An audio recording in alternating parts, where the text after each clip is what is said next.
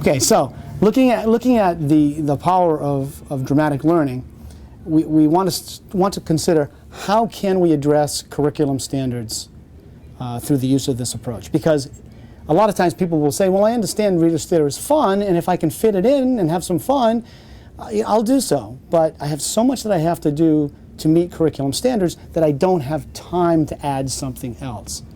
One of the things we want to stress is that the use of dramatic learning is not an add-on. It is something that teachers ought to make a regular part of their day.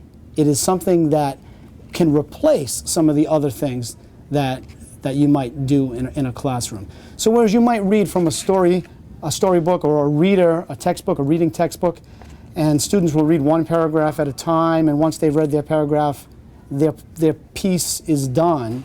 With a play, that isn't the case. With a play, they have to follow, they have to be ready for the next part, and you'll see how students actually do that with each other. They spend time helping each other with their reading and with their learning of the concepts within the reading, comprehending the reading. So that's one of the things that makes dramatic learning so powerful. And at the same time as they're learning reading and getting better at their reading skills, they are getting better at socialization skills, helping each other out, as I just said. They're also getting better at thinking about how what they're reading can move into other areas. For example, if you're reading a play about the American Civil War in a 5th grade class, that play that you're reading to increase reading fluency and reading skills very easily moves across to the social studies textbook where we're studying the Civil War.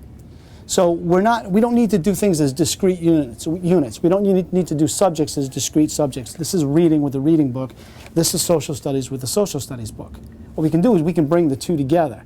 So reading and social studies are very easily combined. English language arts are very easily combined because we can write about the play that we're doing. We're not saying abandon the textbook. We're not saying abandon using novels or using any other materials that teachers might use. What we're saying is use those as the supplementary material rather than a play as the supplementary material.